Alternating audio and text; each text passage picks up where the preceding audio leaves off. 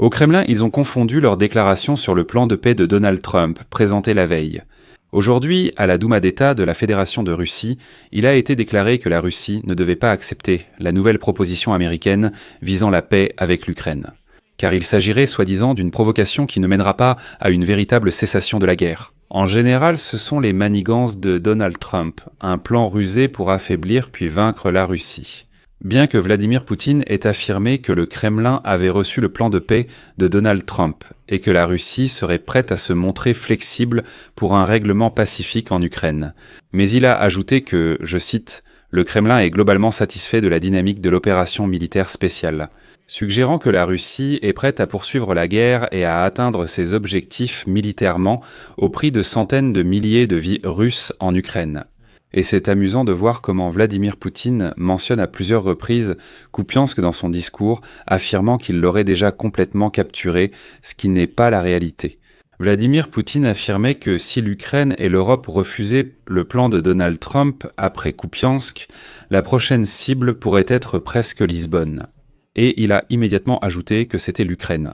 Et les pays européens ne veulent pas accepter le plan de paix proposé par le président américain Donald Trump, car il compte donc toujours infliger une défaite stratégique.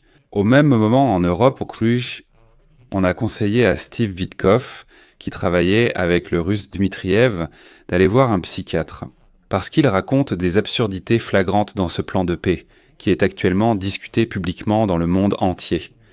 Je m'appelle Alexei Petchi, discutons ensemble de ce sujet, mais avant de commencer, je vous demande de vous abonner à la chaîne, de mettre un like, d'écrire un commentaire détaillé sous cet épisode, et de vous abonner également à ma chaîne Telegram Petchi. Le lien se trouve dans la description de cette vidéo.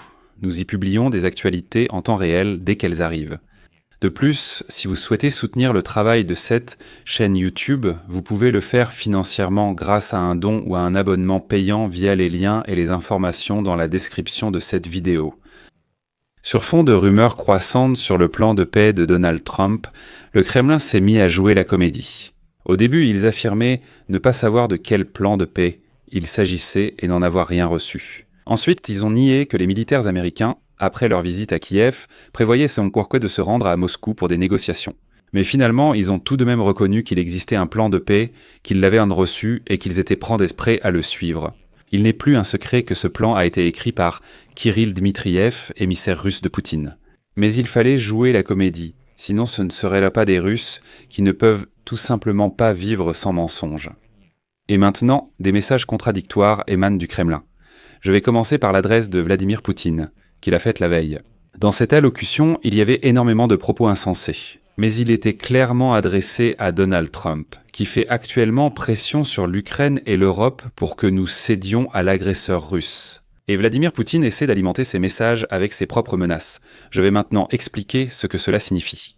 Par exemple, hier, Donald Trump a déclaré que si Volodymyr Zelensky et les dirigeants européens n'accepteraient pas son plan de paix, il faudrait continuer à se battre. Apparemment, ce sera terrible et mauvais, et dans ce cas, l'Ukraine perdra sûrement. Citation de Trump.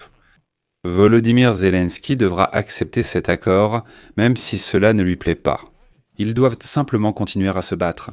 Vladimir Poutine relève ce message en affirmant que l'armée russe contrôle déjà totalement Kupiansk dans la région de Kharkiv, ce qui est faux. Le message de Vladimir Poutine est simple, il affirme théâtralement que la Russie peut continuer à se battre.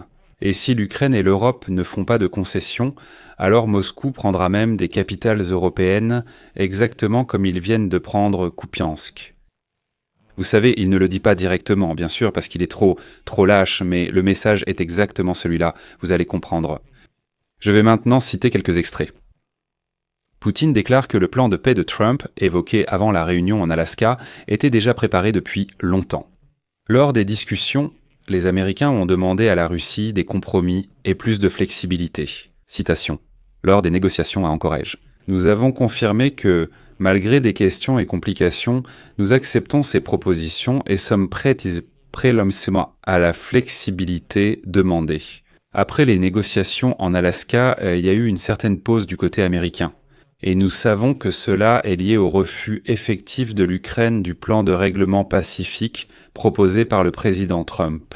C'est pourquoi une nouvelle version a vu le jour, en fait, un plan modernisé composé de 28 points, c'est-à-dire qu'à ce stade, Poutine dit « Écoutez, tous nos souhaits, qui allaient en ça jusqu'à l'Alaska, sont tous contenus dans ce plan, simplement un peu réécrit. » Ensuite, Poutine reconnaît qu'il a déjà reçu le plan de paix de Trump, du moins dans une certaine mesure. Selon lui, il peut servir de base à un règlement de paix définitif. Mais je cite, « Ce texte n'est pas discuté concrètement avec nous, car l'administration américaine n'arrive pas à obtenir l'accord de la partie ukrainienne. L'Ukraine est contre. La position de l'Ukraine et de ses alliés européens est liée à l'absence d'informations objectives sur la situation réelle sur le champ de bataille.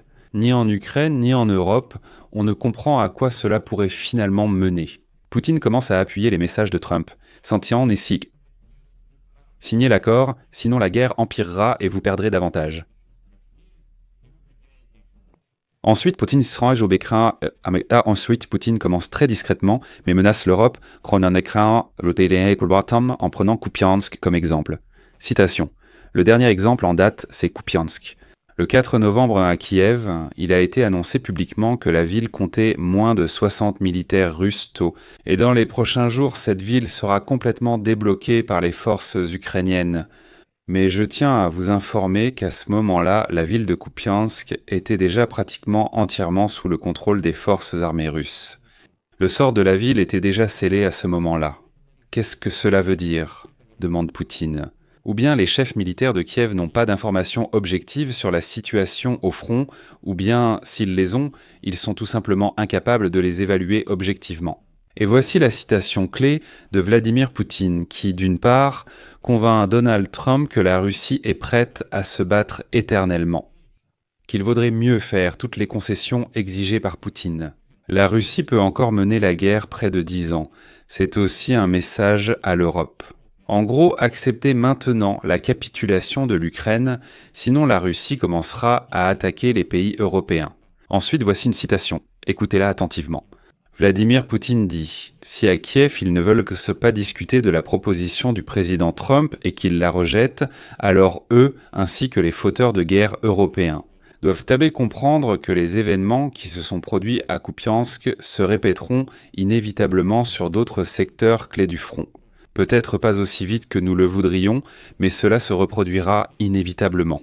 Globalement, cela nous convient, car cela permet d'atteindre les objectifs de l'opération militaire spéciale par la force. Je rappellerai brièvement ici que le plan proposé par les États-Unis contient un certain nombre de concessions importantes à Moscou, qui avaient auparavant été rejetées à plusieurs reprises à Kiev. Cela inclut la cession à la Russie de tout le Donbass, même des zones qu'elle ne peut conquérir. De plus, le document prévoit une réduction des effectifs des forces armées ukrainiennes de près de 2,5 fois, refus de l'Ukraine d'adhérer à l'OTAN, interdiction de forces de maintien de la paix étrangère et consolidation du statut non nucléaire du pays. En échange, la Russie bénéficiera d'une levée progressive des sanctions et du retour au format G8. En plus, une amnistie totale et complète pour tous les crimes de guerre commis pendant toute la durée du conflit. Après tout cela, la Douma d'État de la Fédération de Russie a décidé de renforcer encore ce message. Ils affirment que l'Ukraine et l'Europe doivent accepter sans délai la proposition de paix de Trump, avant que la Russie ne se ravise, ce qui pourrait arriver dès demain. Il faut donc agir vite.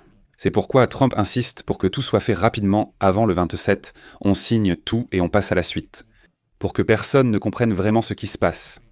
En Russie, Alexei Jouravliov est vice-président du comité de la défense à la Douma d'État.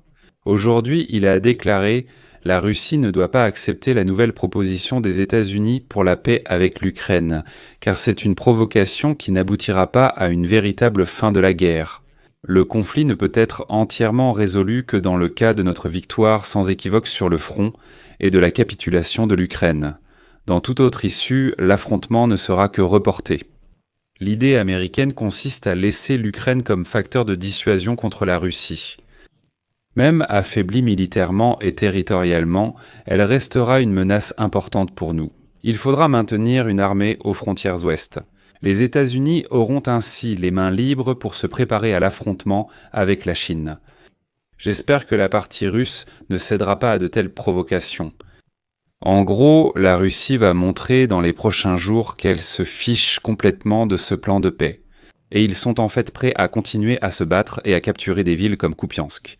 Mais si l'Ukraine accepte, alors soit. Et ils sont d'accord. Et cela renforce beaucoup la déclaration de Trump, qui laisse entendre que ce plan de paix est en fait le seul plan pour régler la guerre.